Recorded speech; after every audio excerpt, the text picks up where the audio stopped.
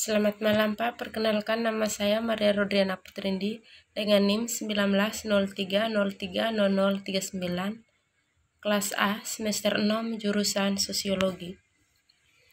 Pada kesempatan ini saya akan menjelaskan politik konstitusional dalam demokrasi multinasional. Yang pertama saya akan menjelaskan pengertian dari demokrasi multinasional. Demokrasi multinasional pada dasarnya adalah komunitas politik yang diliputi oleh banyak gesekan.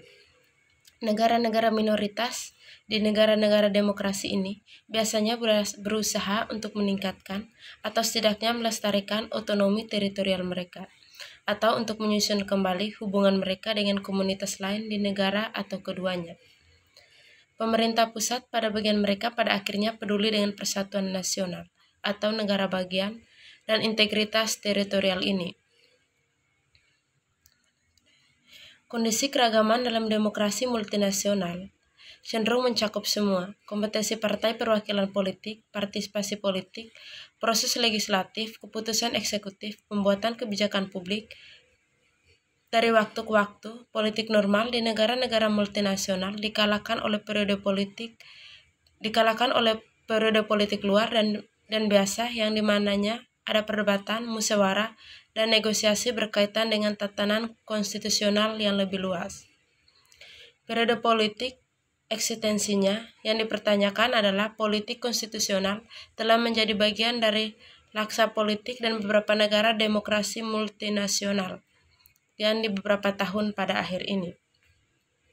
Proses penentuan nasib sendiri di Catalonia yang telah ditampilkan, yaitu berkonsultasi tentang masa depan politiknya yang dianggap ilegal oleh negara Spanyol. Pada tahun 2004, Amerika Serikat tetap sangat menentukan politik di pulau ini.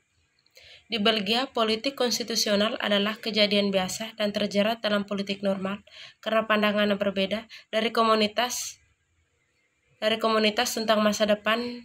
Negara Belgia telah membuat pembentukan pemerintah menjadi proses yang sulit. Dengan tekanan Flemische yang sedang berlangsung untuk reformasi negara lebih lanjut, didorong oleh popularitas negara atau politik komunitas yang berbahasa Flemish dan Perancis tentang masa depan negara Belgia telah membuat pembentukan pemerintah yang menjadi proses yang lebih sulit. Politik konstitusional adalah proses yang berkelanjutan karena ketiga komunitas utama semuanya menentang status quo konstitusional, meskipun proses reformasi konstitusional diperumit oleh preferensi mereka yang berbeda tentang organisasi negara. Oleh karena itu, kontribusi buku ini adalah untuk membuat sketsa secara orisinal untuk mempelajari politik konstitusional dan untuk memberikan pemahaman tentang sifat, aktor, dan proses politik konstitusional dalam konteks yang berbeda. Di luar bekerja dalam kerangka ini, para editor tidak memaksakan pendekatan khusus kepada penulis untuk mempelajari politik konstitusional dalam kasus mereka. Sebaliknya, ide dasarnya adalah untuk melihat melalui studi kasus tunggal atau komparatif pada bagian bagaimana institusi atau ide, aturan, dan struktur politiknya menyesuaikan atau tidak dengan komunitas politik yang berubah, yaitu dengan sendirinya terstruktur oleh lingkungan institusional yang ada. Sampel kasus yang dieksplorasi dalam bab ini mendatangkan dan dipilih untuk sebagian besar yang serupa dalam metodologi yang digunakan adalah proses stretching, karena tersebut menelusuri perkembangan politik konstitusional dalam konsep dan periode waktu yang sangat tertentu. Dalam perspektif yang lebih luas dan keseluruhan, analisis komparatif berorientasi pada kasus yang sejauh mana menekankan pada pemahaman politik konstitusional di negara-negara tertentu, daripada mengajukan proposi umum, yaitu tentang metodologi yang digunakan adalah proses stretching.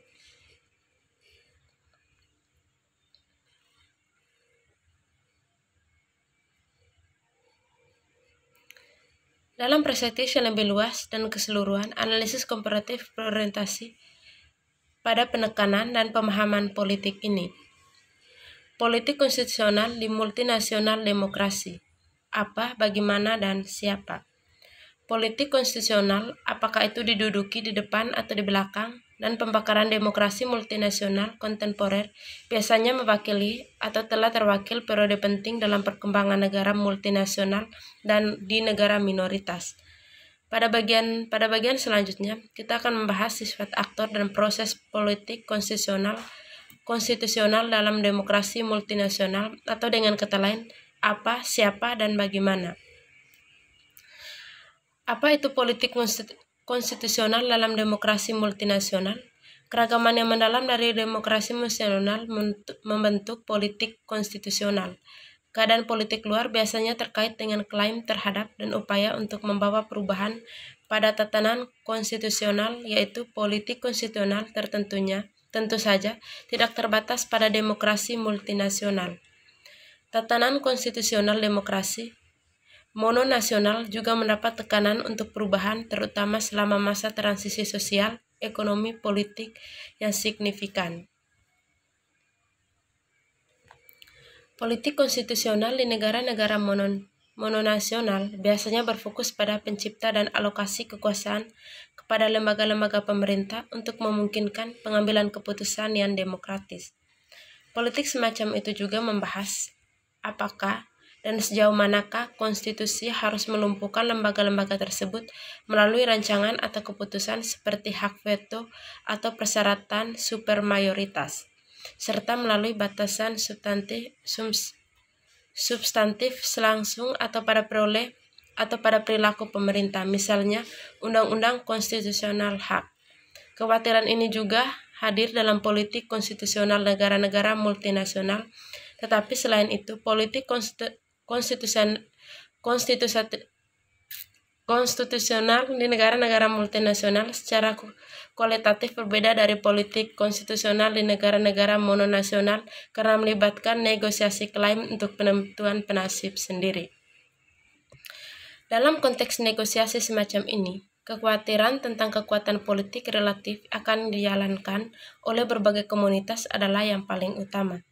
Seperti yang dijelaskan oleh Horvitz dalam kisah klasiknya tentang konflik etnis, ketakutan akan dominasi oleh kelompok lain adalah dinamika sentral dari negara-negara yang sangat beragam. Dengan demikian, masalah sensitif dan memang emosional yang berkaitan dengan tempat dan status negara-negara minoritas biasanya berada di garis depan politik konstitusional dalam demokrasi multinasional. Isu-isu seperti itu seringkali memiliki nilai simbolis yang besar, misalnya ketika menyangkut kualifikasi bangsa minoritas. Akankah secara resmi diakui sebagai sebuah bangsa? Sebagai beberapa jenis lain dari kelompok yang berbeda, bagaimanakah pengakuan ini akan diungkapkan? Pertanyaan pengakuan yang biasanya menjadi pusat politik konstitusional dalam demokrasi multinasional adalah pertanyaan sulit untuk dinegosiasikan. Sangat sering pengakuan sebuah bangsa selain yang diproyeksikan oleh negara tidak dipikirkan oleh banyak orang, tetapi juga sebagian besar warga negara dan politisi negara multinasional. Ini adalah kasus di Spanyol dan pada tingkat yang sedikit lebih rendah. Dan di Kanada, namun pengakuan adalah klaim utama dari negara-negara minoritas dalam kedua kasus tersebut. Akomodasi institusional dan komunitas-komunitas ini adalah pertanyaan lain yang sering terbukti dan sangat sulit selama negosiasi konstitusional itu sendiri. Memang cenderung ada keinginan yang lebih besar untuk desentralisasi di negara-negara minoritas daripada di tempat lain dan di negara lain ini. Akibatnya, peningkatan desentralisasi untuk minoritas seringkali membutuhkan pengenalan atau pendalaman asimetris dalam penataan teritorial suatu negara. Namun asimetris sering sekali ditentang di negara lain yang cenderung disamakan dengan perlakuan tidak adil atau pilih kasih. Negosiasi mengenai pengakuan dan desentralisasi tertanam dalam hubungan kekuasaan yang berbeda, yang dimana negara-negara minoritas biasanya tidak berada di atas angin. Dalam konteks ini, negara cenderung menekankan aturan hukum, sedangkan negara minoritas berbicara tentang legitimasi dan demokrasi. Tentu saja negara-negara ini tidak monolitik. Kewarganegaraan ini Kewarganegaraan biasanya terpecah dalam masalah penentuan nasib sendiri, yang berarti bahwa politik konstitusional dan demokrasi multinasional juga melibatkan konflik di dalam negara-negara minoritas. Pemerintah sendiri melalui desentralisasi teritorial, kekuasaan politik merupakan dimensi yang paling penting dari politik konstitusional dalam demokrasi multinasional. Gerakan nasionalis mencari otonomi teritorial bagi komunitasnya, yang berarti bahwa negosiasi mengenai derajat dan bentuk pemerintah sendiri yang seharusnya ada dalam suatu negara hampir selalu menjadi bagian dari politik konstitusional dalam konteks multinasional. Federalisme, baik sebagai perangkat, kelembagaan, atau filosofi tata kelola untuk pengelolaan keragaman yang mendalam, atau keduanya sering menjadi inti diskusi konstitusional ini. Dikatakan aturan bersama yaitu prinsip peraturan dan intuisi yang melalui komunitas negara multinasional yang menjalankan kekuasaan politik di dalam negara minoritas. Selain mencari otonom, mungkin juga menginginkan beberapa aturan yang menjamin partisipasi mereka dalam pemerintahan negara pusat.